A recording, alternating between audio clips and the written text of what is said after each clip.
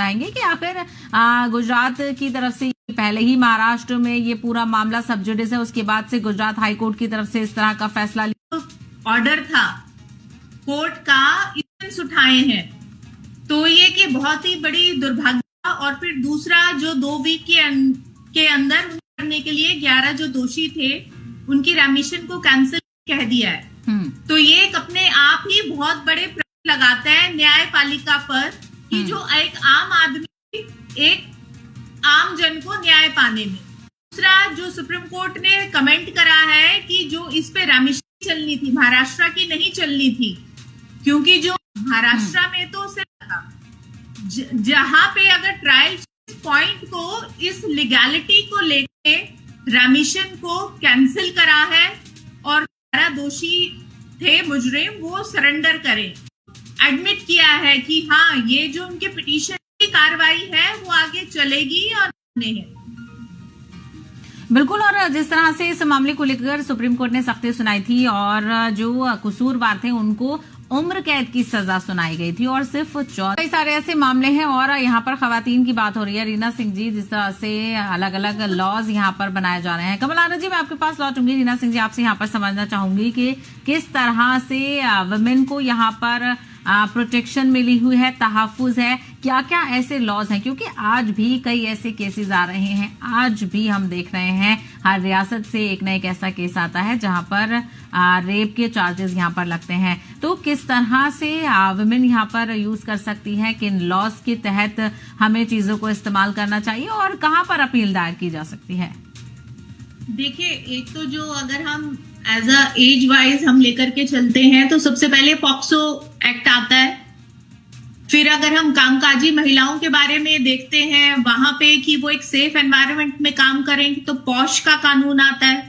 अगर मैरिड उसमें देखते हैं तो 498 है और जो बाकी है, और क्रूएलिटी आ गई, डोमेस्टिक वायलेंस आ गया, और उसके बाद जो एक रेप के केसेस हैं। देखिए, अगर हम इसमें ये देखें कि हमारे देश 1947 में आजाद हुआ, पर जो हमारे आम जन की एक एवरेज जो एक नागरिक है उसकी जो मानसिकता है, आज भी हम एक प्रैक्टिकल एजुकेशन जो किसी भी आदमी को संवेदनशील बनाती है, उस संवेदनशीलता से हमारा समाज कोसों दूर है।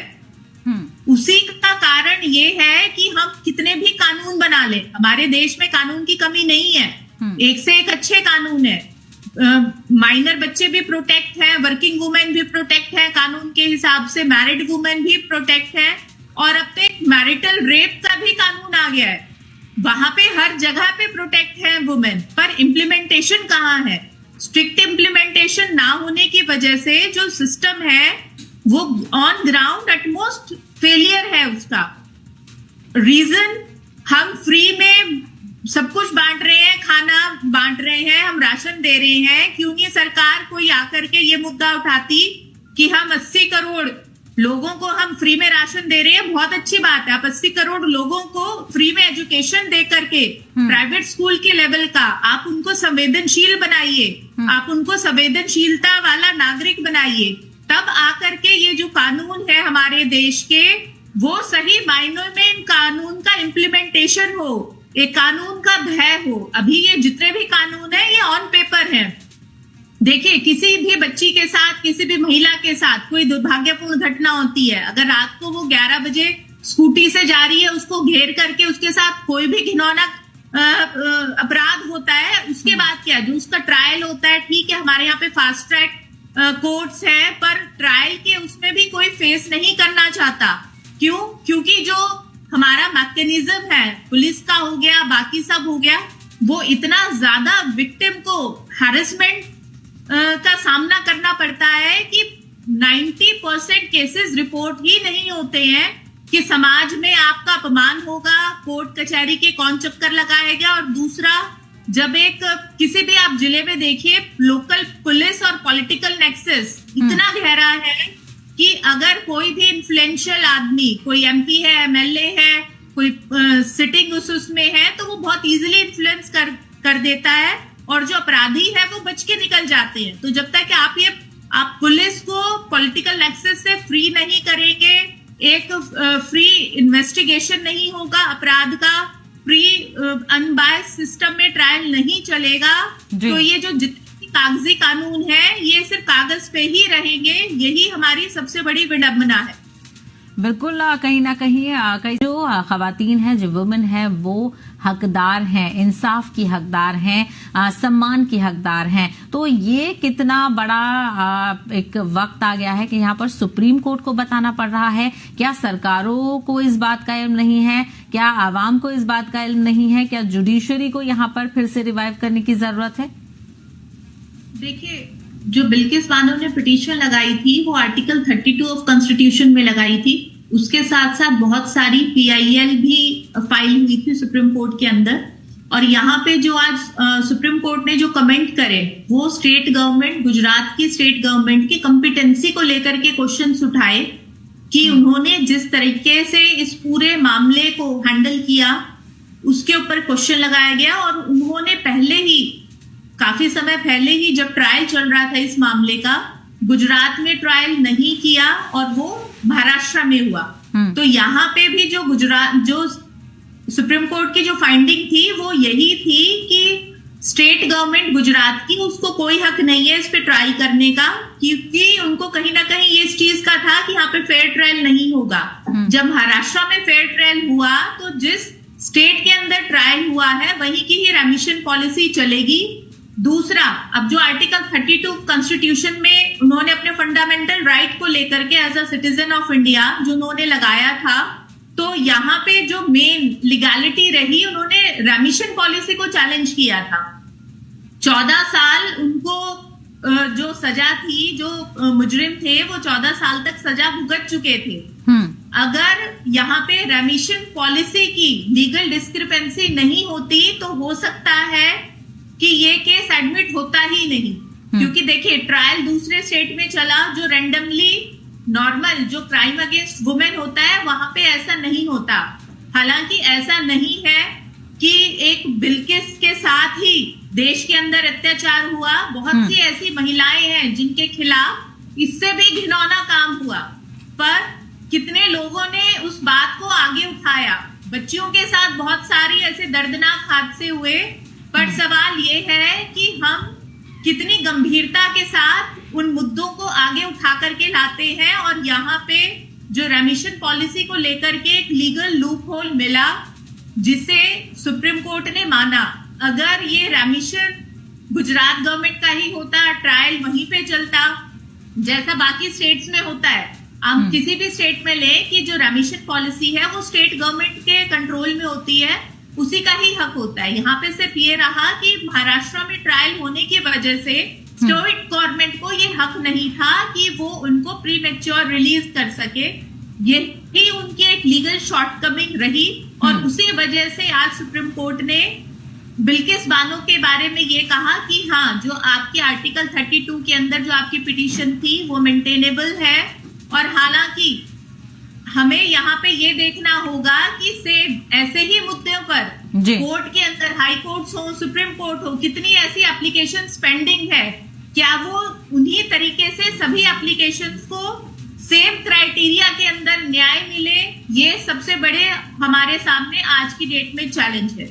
बिल्कुल, कहीं ना कहीं बड़ा चैलेंज है। और कमल जी, अक्सर कहा जाता है if justice is delayed justice is denied. तो क्या बहुत सारे मामलों में हम देखते हैं कि जो मुलजिमीन हैं, जो विक्टिम्स हैं, उनको बहुत ज्यादा जद्दोजहद करनी पड़ जाती है। और अगर उनकी हिम्मत टूट जाए, बिल्किस बानो का यहाँ पर जिक्र करना चाहूंगी कि उन्होंने बहुत सब्र और तहम्मुल यहाँ पर दिखाया, तब जाकर उनको इतनी चीजें देखने को मिल रही हैं। तो क्या यहाँ पर जुडिशरी को और मजबूती की जरूरत है? क्या पॉलिटिकल प्रेशर भी जुडिशरी की तरफ देखने को मिलता है? आपका रिएक्शन मैं इस पर जरूर लेना चाहूंगी, रीना सिंह।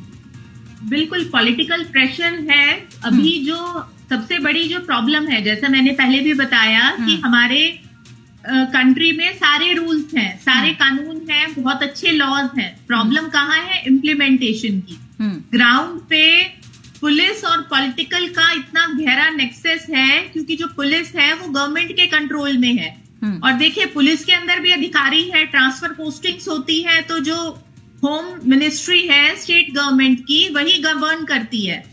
तो वहां पे जो एक जो नेक्सस हो गया just to gain the favour to remain in the good books, तो वो एक प्रशासन के अंदर जो होता है। दूसरा एक प्रोटोकॉल है, एक जो हमारा पुलिस है वो फ्री नहीं है, और जो एक स्पीडी जस्टिस का, जैसे आपने बताया कि justice delayed is justice denied. अब जो नए कानून आए हैं, अब जो नए जो कोर्ट्स रिवाइज हुए हैं और जो बाद में इम्प्लीमेंटेशन होगा, उसमें जो सबसे अच्छी बात है वो ये है कि किसी भी टाइप का अगर कोई भी क्रिमिनल ऑफेंस है तो उसको 3 साल के अंदर निपटा दिया जाएगा। अभी तक क्या था कि अभी जो प्रेजेंट लॉज हैं, जब से हमारा देश आजाद हुआ, कोई भी केसेस हैं उनकी कोई टाइम लिमिटेशन नहीं थी। सिविल क्रिमिनल प्रोसीजर में किसी भी केसेस का कोई टाइम प्रोसीजर नहीं था। एक बार मुकदमा आने के बाद 20 साल लगते थे और कई बार तो जिंदगी भी बीत जाती थी। तो उस चीज को काउंटर करने के लिए ड्यू डेट, एक टाइम ड्यूरेशन को फिक्स कर दिया गया है। जैसे मैंने बताया, क्रिमिनल केसेस का 3 साल के अंदर ही निपटारा होगा। जो भी एविडेंसेस होंगे वो सारे डिजिटाइज होंगे। अभी तक क्या है कि सिर्फ ठीक है कि जो ऑर्डर्स हैं वो आ जाते हैं, एफआईआर का भी बहुत जगह जो है वो ऑनलाइन डिटेल्स नहीं मिल पाती, तो उस चीज को काउंटर करने के लिए। और दूसरा कि एक जो क्राइम अगेंस्ट वुमेन, अब जो पहले वक्ता कह रही थी, हमें जो क्राइम अगेंस्ट वुमेन है उसको किसी पॉलिटिकल पार्टी से रिलेटेड नहीं देखना चाहिए।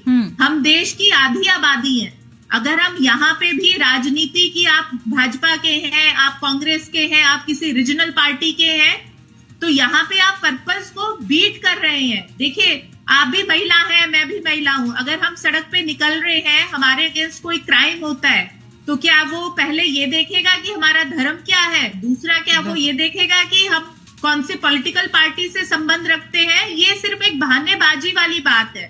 ग्राउंड पे हम क्या एग्जिस्ट कर रहे हैं, हम किसी भी जो विक्टिम है उसको हम क्या मदद पहुंचा सकते हैं, कितनी जल्दी पहुंचा सकते हैं, और सबसे पहले कि हमारा जो समाज है वो इतनी संवेदनशीलता हो कि ऐसे जघन्य अपराध हो ही ना। कि अगर जैसे बिल्किस बानो के मामले में एक गर्भवती महिला के साथ बलात्कार हुआ, उसकी 3 साल की बच्ची को मार दिया गया और जो 11 एक्यूज थे उनको दोषी पाया गया, तो उन 11 लोगों की क्या मानसिकता थी? और ऐसा नहीं है कि बिल्किस बानो एक धर्म से हैं, ऐसे अलग अलग धर्मों की बहुत महिलाओं के साथ इससे भी जघन्य अपराध होते हैं, पर वो मामले कहीं दबके रह जाते हैं। और जो दूसरा, जिस संवेदनशीलता से और जितनी तत्परता से सुप्रीम कोर्ट ने बिल्किस बानो के मामले में गंभीरता दिखाई है, ऐसे सभी मामलों को एक टाइमलाइन के अंदर एक ड्राइव चलानी चाहिए। लॉ मिनिस्ट्री को इंस्ट्रक्शंस करनी चाहिए कि देश भर में डिस्ट्रिक्ट लेवल से लेकर के सुप्रीम कोर्ट लेवल तक जितने भी महिला के खिलाफ उत्पीड़न के अपराध के जो मुकदमे हैं उनको एक सर्टेन टाइम ड्यूरेशन में निपटाया जाए, ताकि जो न्याय की प्रक्रिया है वो प्रशस्त हो और महिलाओं को न्याय मिले और न्यायपालिका पे जो हमारा भरोसा है वो मजबूत हो। बिल्कुल, कहीं ना कहीं बहुत सारे ऐसे लोग हैं जो कहीं ना कहीं कन्विक्ट, और जो मुजरिम है वो भी, उसके लिए भी कानून यहाँ पर है, क्योंकि कई ऐसे मामले हैं जिसमें देखा जाता है कि लोगों को फंसाया जाता है। तो क्या जो कमल हांडा जी कह रही हैं कि और तेजी लानी चाहिए, उसके लिए आपने भी बताया कि 3 साल के अंदर ही चीजों को निपटाया जाएगा, लेकिन क्या यहाँ पर ट्रांसपेरेंसी की जरूरत है? क्योंकि बहुत सारी चीजों को लेकर लूप होल्स देखने को मिलते हैं, तो उन लूप होल्स को कैसे सही किया जाए और कैसे ट्रांसपेरेंसी यहाँ पर लेकर आई जाए? देखिए, जो अभी जो चीजों को डिजिटाइज होगा, जैसा मैंने पहले बताया कि अब जो नए लॉज आए हैं, जो भी जब ट्रायल चलेगा उसमें जो भी एविडेंसेस होंगे वो सारे डिजिटाइज होंगे। और ऐसे ट्रायल्स की अब कई बार तो जैसे वीडियो रिकॉर्डिंग होती है, और दूसरा जो मैंने पहले भी कई बार रिपीट किया कि एक जो हमारे यहाँ पे संवेदनशील नहीं है, संवेदनशीलता नहीं है। अगर हम कहीं पे बाहर भी जाते हैं, फॉरेन कंट्रीज में जो लोग विजिट करते हैं, वो वहां पे देखते होंगे कि एक जो ह्यूमन राइट्स है खासकर महिलाओं के साथ बहुत ही ज्यादा सम्मानजनक है, और शायद एक जो लिटरेसी रेट है उससे भी कहीं ना कहीं संबंध, जो डायरेक्ट संबंध है वो हमारा एजुकेशन से है। दूसरा, जो एक जो पॉलिटिकल एक्सेस है, देखिए मैं ये इस चीज को किसी पॉलिटिकल उससे मेरा टारगेट करना नहीं है, पर जो हमारे संविधान ने हमारे पॉलिटिकल इलेक्शन सिस्टम को ऐसा बना दिया है कि किसी भी पॉलिटिकल पार्टी के लिए, कैंडिडेट के लिए चुनाव लड़ना वो एक लैविश इवेंट हो जाता है कि उसमें इतना ज्यादा पैसा खर्च होता है कि एक इलेक्शन, अगर आप किसी को भी कहिए कि आपने चुनाव लड़ना है तो वो ये कहेगा कि हाँ मेरा इतने का बजट है, इतने का ऑन रिकॉर्ड बजट है, इतने का ऑफ रिकॉर्ड बजट है, फिर वो चुनाव लड़ता है। और जब वो इतने पैसे लगाता है, जब वो सत्ता में आता है, तो उसका यही रहता है कि जो मैं कितना कमा लूं। अब आप देखिए कि करप्शन में ईडी की रेड्स हो रही हैं, कहीं से इतने करोड़ों रुपए कैश निकल रहा है, 350 करोड़ से ज्यादा का कैश निकल रहा है। कहां से निकल रहा है? ये पॉलिटिशियंस हैं। पॉलिटिशियन कौन? आम जनता के सेवक, जो जब वोट मांगने आते हैं तो सेवक हो जाते हैं। ये आपको हमें डिसाइड करना होगा कि हम अपने संविधान को सशक्त करने के लिए पुरजोर तरीके से आवाज उठाएं। हम ये कहें कि फ्री एजुकेशन मिले, लोगों के अंदर संवेदनशीलता आए, और ये जो आपने पुलिस पॉलिटिकल नेक्सस किया गया है, अब पुलिस को एक इंडिपेंडेंट अथॉरिटी बनाइए। वुमेन के अगेंस्ट जो लोग क्राइम का जो ट्रायल होगा वो एक इंडिपेंडेंट एजेंसी हो जो अनबायस्ड हो, और कहीं पे भी, चाहे वो जुडिशरी हो या कहीं पे भी हो, पॉलिटिकल इन्फ्लुएंस जीरो हो, और पॉलिटिक्स में भी ट्रांसपेरेंसी लाई जाए।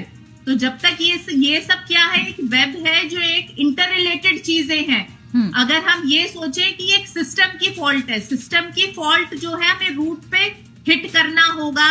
अगर हम एक चुनाव की जो पद्धति है, हालांकि वो इस टॉपिक से रिलेटेड नहीं है, पर कहीं ना कहीं जो उसका जो रूट कॉज है वो वही है कि ऐसे अपराधी कई मुकदमों में छूट जाते हैं। जैसे इन्होंने अभी जसिका लाल मर्डर केस का जिक्र किया कि सालों बीत गए। कारण क्या है? कारण है पावर, इन्फ्लुएंस। आपका कितना इन्फ्लुएंस है? अब इन्होंने ब्रिजभूषण शरण के बारे में कहा, देखिए उन्होंने कहीं पे ऐसा कुछ नहीं हुआ। मुझे ब्रिजभूषण शरण का जो मामला है वो बिल्कुल ही डिफरेंट है। वहां पे ऐसा नहीं हुआ कि कोई कानून से भागा है। तो दो चीजें रेफरेंस यहाँ पर कमल हाना जी ने दिया था। कमल हाना जी, आपने सुना, रीना सिंह ने तमाम